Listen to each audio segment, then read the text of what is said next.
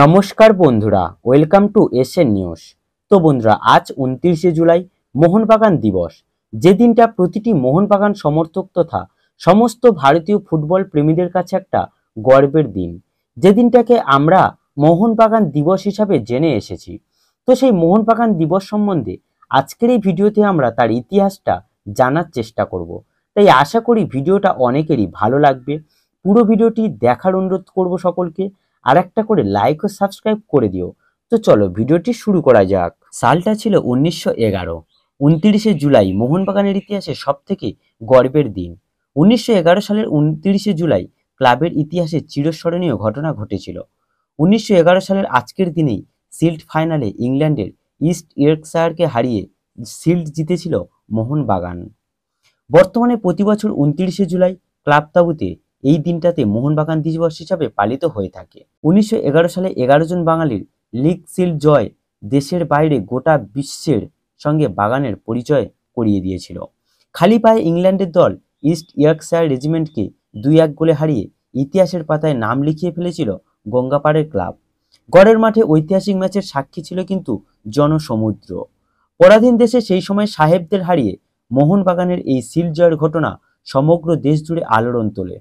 খেলার মাঠে সাহেবদের মুখোমুখি লড়াইয়ে খালি পায়েও যে হারানো সম্ভব সেটাই দেখিয়ে দেয় মোহনবাগান।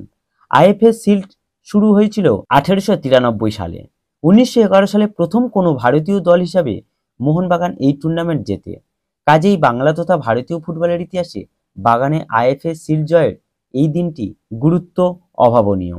1911 সেই ফাইনাল প্রথম থেকেই হার না মানা মনোভাব নিয়ে খেলতে নামা মোহনবাগান দল খেলায় বাগে না আনতে পেরে মারমুখী হয়ে ওঠে ব্রিটিশ দল। তাদের কড়া ট্যাকেলে গুরুতর আঘাতপ্রাপ্ত হয় একাধিক সবুজ মেরুন প্লেয়ার।